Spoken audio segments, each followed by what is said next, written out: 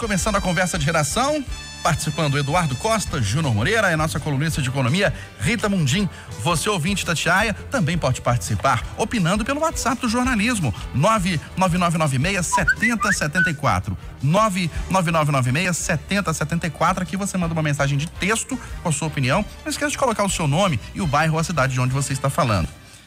Belo Horizonte amanhece com mega operação policial contra ataques a ônibus, Eduardo Costa. É para se comemorar essa operação ou lamentar que ela está ocorrendo só depois dos ônibus serem queimados? Bom dia para você. Bom dia a todos.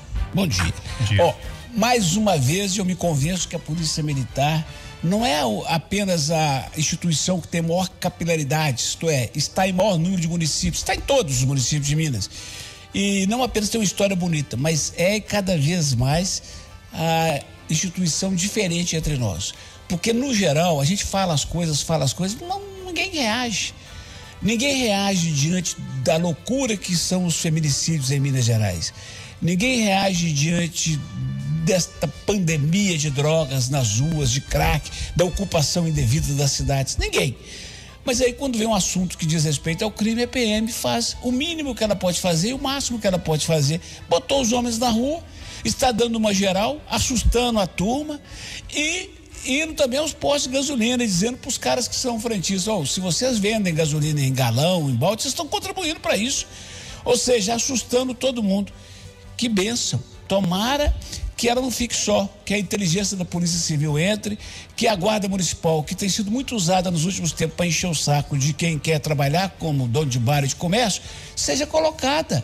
Por que não a Guarda Municipal fazer o comboio de proteção a esses ônibus na parte noturna? Por que não colocar em determinados lugares que são mais sensíveis, um ou dois guardas apaisando dentro do ônibus para poder surpreender alguns engraçadinhos? Enfim, que bênção, que a gente não vai ter mais um dia de ônibus queimado, daqui queimaram mais um em Vespasiano, e sem que ninguém faça nada. Só para lembrar, para quem não pôde escutar o conversa de ontem, cada ônibus desse custa 400 mil, não tem seguro, demora 2 meses para repor, e dessa vez os sindicatos que as empresas não têm dinheiro e não vão repor, ou seja, prejuízo para quem precisa do ônibus. Ô, Juna, serviço de inteligência não é possível detectar que vai haver um ataque a ônibus? Pois é, Eustáquio, bom dia mais uma vez para você, para o Eduardo, para a Rita, para os ouvintes do Conversa de Redação. Olha, Eustáquio, é o que a Polícia Militar pode fazer, né? Dar uma sufocada momentaneamente no crime, mas, na minha opinião, é enxugar gelo, né? Dar uma resposta, lógico, para a sociedade, mas esse tipo de trabalho tem que ser feito, como você disse, na inteligência, né? É de forma estrutural mesmo. Realmente colocar esses chefes em prisão de segurança máxima, evitar a facilitação de entradas de celulares e outras coisas dentro de presídios, enfim. E quando a gente ouve os especialistas, né? E a gente entra um pouco mais no fundo do problema, não tem muita saída, não. A organização os bandidos são muito organizados, né? Então, parabéns pela Polícia Militar, o que ela pode fazer, mas se eu afirmar para você aqui que vai adiantar alguma coisa, não, momentaneamente, porque não tem como a Polícia Militar colocar um efetivo desse 24 horas por dia durante meses e meses nas ruas. Então, na hora que isso acabar, com certeza, isso vai voltar tudo. Olha só, jovem de 20 anos morre após procedimento de estética em clínica da Savassi. E instrutor de voo morre após pular de parapente no topo do mundo em Brumadinho, Júnior Moreira. Os médicos afirmam e reafirmam que as cirurgias plásticas são tão perigosas quanto outras cirurgias, mas há um destaque sempre grande, né, quando morre uma pessoa depois de um procedimento estético. Pois é, Eustáquio, eu acho que a polícia tem que investigar os dois casos. No caso da clínica de cirurgia plástica, é ver se realmente ela tem condição de, enfim, ter atendido e feito a cirurgia naquele local. Porque se não tivesse condição, aí sim é um problema sério, passa a uma investigação muito séria da Polícia Civil em torno disso. No caso do topo do mundo, Eustáquio, me parece muito mais uma fatalidade, sabe? Era um instrutor, uma pessoa experiente, algo deu errado ali naquele momento que ele não conseguiu controlar o paraquedas e infelizmente caiu na montanha. Lógico, a Polícia Civil também vai investigar, é uma morte, mas me parece muito mais uma fatalidade. Na questão da clínica de estética, eu prefiro esperar para ver o que a polícia vai apontar, porque se realmente a clínica não tivesse condição de receber essa pessoa, aí pode estar apontando um crime, né? Tem informação, inclusive, Eduardo, que ela passou mal lá na clínica e depois foi encaminhada para o Hospital Felício Roxo. Esse é um terreno de areia movediça, é muito complicado, porque a gente não sabe o histórico da moça, parece que ela tinha problemas cardíacos, a gente não sabe. Imagino eu que uma clínica de cirurgia estética não deva ter obrigatoriamente um CTI lá dentro, mas tem que ter um esquema de pronto atendimento, de rápido socorro com a ambulância. Enfim, eu tenho que ficar com o Júnior. Tem gente, Eustáquio, que gosta de ver perigosamente. Quer dizer, esse Alexandre Matos, diretor de futebol do Galo, que passou muito tempo fora e parece que não conhece bem o time, se une a esse Sampaoli. Eu não tenho habilidade técnica e certificação de psiquiatra para julgar ninguém, mas esse moço se revela, no mínimo, surpreendente quando ele escala Mailton de ponta direita. Os dois se unem para trazer o Thiago Neves. Foi uma noite de rebelião da massa alvinegra. Aqui não. Então, tem muita gente que gosta de ver perigosamente. Se a clínica não tinha a devida condição de fazer essa cirurgia, será punida, mas tem que esperar a investigação. Olha, eu acho que dentro de todos os temas aí que foram ditos, né, a gente pode dizer uma coisa: a gente tem que prevenir. É muito mais fácil prevenir do que remediar. No caso da clínica, a prevenção é ter condições para realizar a cirurgia que foi realizada. Como o Júnior falou, se a clínica não tiver essas condições, deverá ser punida. Mas tudo na vida é cautela e caldo de galinha. No caso dos ônibus, é a mesma coisa. A polícia, ela deve agir sempre de forma preventiva. Depois que o ônibus está queimado, depois que a pessoa foi assassinada, o que a gente tem que fazer é correr atrás. Então, a vida não é para a gente correr atrás, dadas as condições hoje de tecnologia e de conhecimento. A gente tem que prevenir. No caso do Alexandre Matos e do Thiago Neves, o Atlético, a diretoria do Atlético tinha que prevenir esse tipo de atitude em respeito aos torcedores, porque foi uma ação totalmente descabida diante do que esse Thiago Neves já tripudiou e já fez com a massa do Galo. Então, gente, tudo na vida é prevenção. O parapente é a mesma coisa, era um instrutor, deve ter sido uma fatalidade, mas qual que seria a prevenção? Será que na hora que ele saltou, as condições de vento? Porque muitas vezes as pessoas vão além do limite do bom senso e da prevenção. E aí é que as fatalidades e é que os acidentes acontecem, né? Então a gente tem que ter sempre esse bom senso. Então, a resposta é a mesma para todas as situações. A gente tem que prevenir, analisar antes de tomar uma atitude. Olha, ainda estão repercutindo muito as falas envolvendo homofobia, envolvendo membros da Igreja Batista da Lagoinha. A pastora Ana Paula Valadão diz que gays são culpados pela AIDS. E o pastor André Valadão, irmão dela, disse que a Igreja Rita Mundim não é lugar para homossexuais. Eu acho que isso é ignorância, né? Então, quando a gente vê as pessoas com instrução, com conhecimento do mundo, tomando esse tipo de posição, esse radicalismo, também falta bom senso. Então, acho que tudo na vida hoje, a gente tem que ter a percepção da evolução da humanidade. Então, a gente não pode andar na contramão do mundo e na contramão da diversidade, né? Então, nós hoje temos um mundo diverso, um mundo onde o respeito tem que ser perseguido e tem que ser praticado. E a humildade, porque quando uma pessoa faz uma declaração dessa, eu acho que isso é arrogância, uma arrogância misturada com ignorância. E você, Eduardo Costa, o que diz sobre isso? Eu colocaria um outro ânsia. Eu juntaria o arrogância e a ignorância da Rita com intolerância, que para mim é ainda mais grave para quem se apresenta como mensageiro de Deus. Primeiro eu quero dizer que um dia essa moça estava no estúdio da Itatiaia dando uma entrevista, e foi uma época que o anel estava matando muito, e eu estava doido com a ideia de fazer, eu cheguei a falar isso aqui no Conversa da Nação, de fazer um culto ecumênico no anel para ver se Deus salvava o anel e iluminava os nossos governantes. E eu tinha acabado de conversar, 2h pouca da tarde, eu conversei com um líder espírita, ele topou, e aí eu fiquei sabendo que ela estava no estúdio, pouco depois das 4 da tarde, eu fui ao estúdio, correndo, todo empolgado. Falei, aí, pra gente conhecer e tal, você é muito famosa, eu tô pensando em fazer isso, um culto como você, tá? Você toparia? Ela me olhou de cima e embaixo, com desprezo. com uma indiferença e disse: não estou entendendo. E o locutor que a entrevistava, que também é evangélico, amigo da turma dela, falou assim: não, depois nós conversando, depois chegou e falou assim: não pode nem ouvir falar em espírita. Para mim ali ficou definido quem ela era. Agora, quando eu escuto isso, me dá uma tristeza. Nesse momento eu estou com a cabeça doendo, sabe? Sinceramente, minha cabeça fica doendo.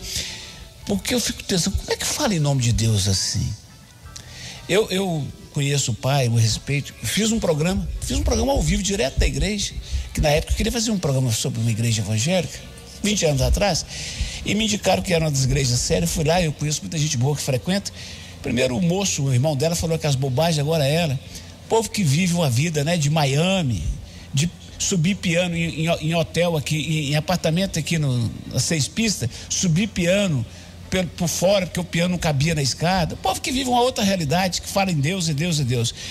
Eu me permito, senhor Eustáquio, sem saber a sua predileção religiosa, da Rita, do Júlio, eu sei que é católico, eu me permito lembrar mais uma vez para essa gente a melhor passagem de todas que tem na Bíblia, a da mulher adúltera.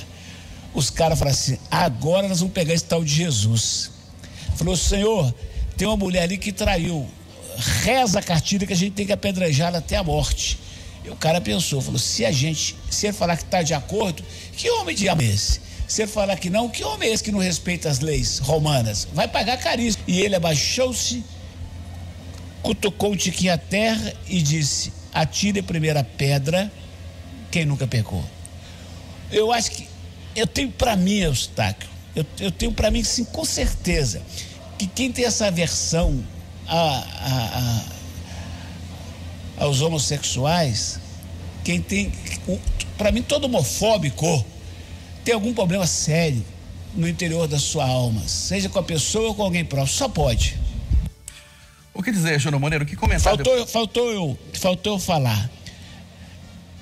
Os homossexuais assumidos são as pessoas mais doces, responsáveis e amigas que eu conheço. Os enrustidos são mais problemáticos. E você, Júnior Moreira? A igreja é um lugar do público, o lugar da diversidade, o lugar de receber as pessoas, um lugar aberto, né? A gente não vê igreja impedindo a entrada das pessoas, mas dessa forma aqui tá parecendo que a igreja está impedindo, né? Esse ou aquele público não pode frequentar. Esse assunto é polêmico demais, né, Eustáquio? É a igreja deles, né? Eles podem querer que uma pessoa ou não frequente. O triste é ver que em 2020 a gente tem pessoas que ainda pensam assim, né? E olha aqui, não são poucas pessoas não, são muitas pessoas que pensam desse jeito, como eles pensam.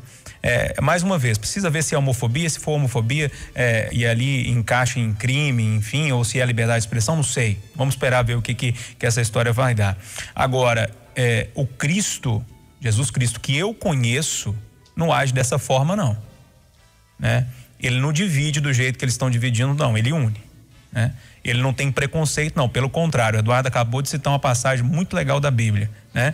Ele acolhe os diferentes, é o cobrador de impostos, a mulher adúltera e várias outras passagens que a gente pode ficar aqui o dia inteiro citando de Jesus acolhendo os diferentes. Então, mais uma vez, o Jesus que eu conheço não é esse que eles estão profetizando, não é esse que eles estão pregando, né? Agora, tem alguns religiosos, e me parece o caso desses dois, que esqueceram um pouquinho dos ensinamentos de Jesus e deixaram de lado o grande ensinamento, que é o amor ao próximo, que é acolher as diferenças.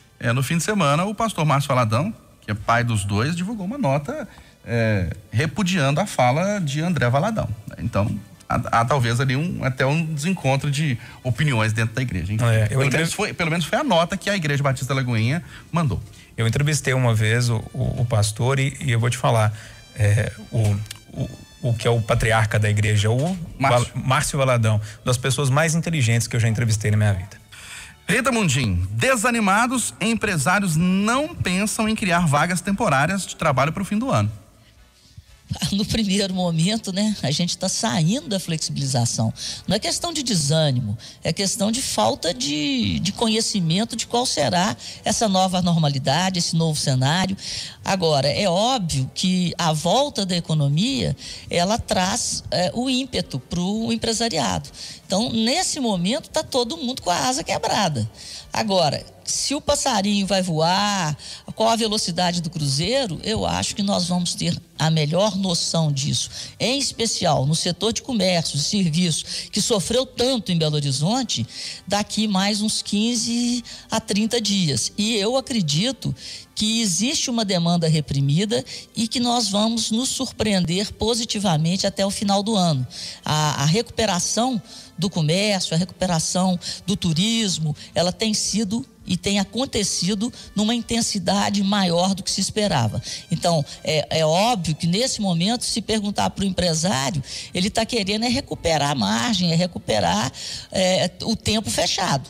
Então, a princípio, ele não quer aumentar custo. Ele quer aumentar a sua receita sem aumentar custos e com muito tato, para não ser surpreendido. Mas eu tenho aqui por mim que a velocidade de recuperação, os números das vendas ao varejo são surpreendentes. Só para vocês terem uma ideia, o número que foi divulgado na semana passada mostra que as vendas ao varejo no Brasil estão hoje 5,3% acima de fevereiro, no pré-pandemia, e 0,1% abaixo do recorde de vendas que foi em outubro de 2014. Ou seja, estamos quase que no maior nível histórico de vendas ao varejo. Agora, o resto vai ser uma consequência da volta, da intensidade dessa volta. Mas eu estou muito otimista, continuo muito otimista com o retorno da atividade econômica no Brasil. Antes do Eduardo e do Júnior comentarem esse assunto, deixa eu chamar o Clever Ribeiro aqui, porque a gente está falando dessa operação agora de manhã para coibir incêndios a ônibus. Ele está na estação São Gabriel mostrando, acompanhando, documentando acúmulo de passageiros nesse momento aí na estação. Ô Clever Ribeiro, fala pra gente. Agora falamos aqui da estação São Gabriel, região norte de Belo Horizonte, viu, Eustáquio? Por aqui podemos perceber o terminal ainda bem cheio. Isto porque pela segunda vez nesta semana, como a Itatiaia vem acompanhando, os coletivos da estação São Gabriel encerraram as viagens mais cedo. A medida foi tomada após alguns ônibus serem incendiados em Belo Horizonte. A decisão partiu do Sindicato das Empresas de Transporte de Passageiros, depois que o serviço público da capital foi prejudicado por esses incêndios criminosos. De acordo com o Cetra BH, a decisão foi tomada para preservar a segurança de profissionais e passageiros devido aos recentes incêndios criminosos. A Polícia Civil de Minas Gerais disse em nota que os incêndios estão sob investigação. Resultado, Eustáquio, com essa paralisação, os ônibus voltaram a circular apenas hoje às 6 da manhã. O que aconteceu, vamos dizer assim, um represamento dos passageiros que precisavam do serviço mais cedo. Aí, um efeito cascata, grande número de pessoas que aos poucos foram embarcando em direção ao trabalho. Aqui na estação São Gabriel, eu vou conversar com o senhor aqui. Seu nome completo, idade e profissão. Ari José, aposentado, 65 anos. O que o senhor acha dessa paralisação dos ônibus, principalmente aqui na estação São Gabriel? Injustiça, né? Porque o trabalhador, o usuário em geral, ele sai, ele tem o direito de ir e vir, né? Acredito que não pode, nossas autoridades competentes têm que ver isso com bons olhos e não deixar que o usuário pague, né? A conta, né? Porque tudo que acontece, eles é um motivo para que as empresas de ônibus, né, arrumam um empecilho para poder prejudicar o usuário. Então é isso, Eustáquio, ouvinte do Conversa de Redação. A Itatiaia continua acompanhando toda a situação dessa paralisação temporária durante noite, madrugada, por causa dos incêndios a ônibus aqui em Belo Horizonte. É com você aí do estúdio.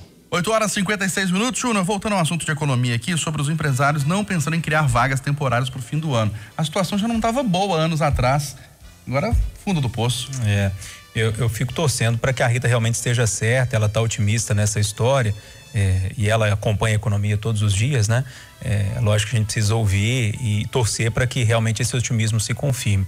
Mas assim, eu venho conversando com alguns amigos que são micro e pequenos empresários, pessoas que geralmente contratam nessa época do ano, e a reportagem, se não me falha a memória, do Clever Ribeiro, né? Sobre essa questão das vagas de fim de ano, e eles estão muito pessimistas. Alguns conversaram comigo, inclusive ontem, e falaram que, olha, contratação de fim de ano de jeito nenhum, né? Se aumentar as vendas, a turma que já está lá vai ter que dar conta do recado, porque não tem como contratar.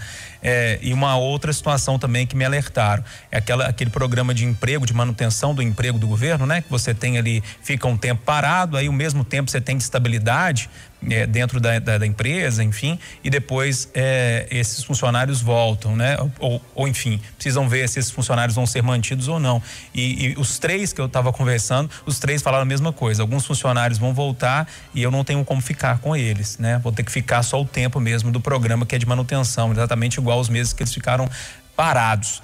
Eu não sei, Eustáquio, aquela pesquisa da FGV que nós trouxemos aqui a semana passada, que mostra os setores de serviço, construção civil, enfim, também com aquela perspectiva de que a situação piorasse ali no final do ano, início do ano que vem.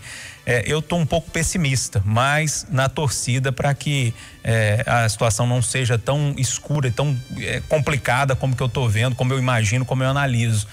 Tomara que eu esteja muito errado, mas as conversas que eu venho tendo, é lógico que é uma amostra muito pequena, mas me deixam um pouco preocupado da situação do emprego, principalmente nesse início do ano que vem. Eu tive conversando, Eduardo, com o dono de uma loja de shopping, e ele falou uma questão. É positivo no sentido da saúde pública, que as pessoas não estão indo aos shoppings. Por outro lado, para o comerciante é horrível. Baixo movimento. Acho que tem 3 coisas aí. Primeiro, é preciso ver se essas vendas no varejo não estão disparando no e-commerce, na internet. Eu acho que essa tal de Amazon é que está rachando de ganhar dinheiro. Isso outro dia a Rita fala para nós. Segundo, a retomada não vai ser fácil. Por exemplo, quem era prestador de serviço, salão de beleza, muita gente foi atender em domicílio. E a pessoa cortar o cabelo, a pessoa não vai querer voltar pro salão, mas pagar estacionamento, vai querer ficar em casa. E por último, durante toda essa pandemia, os nossos governantes, especialmente governadores e prefeitos, fizeram muito terror na cabeça de todo mundo, né?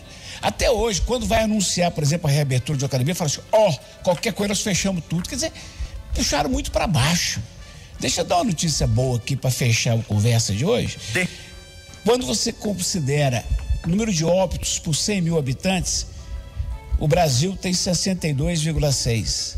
Belo Horizonte, bem menos, 44,58. Minas Gerais, 29,69. Minas Gerais é o estado brasileiro com menor número de mortes, mais de 6 mil mortes, não tem nada que comemorar, mas menor número de mortes por Covid no Brasil. Então, gente, vamos retomar com juízo, mas vamos viver e vamos parar com o terror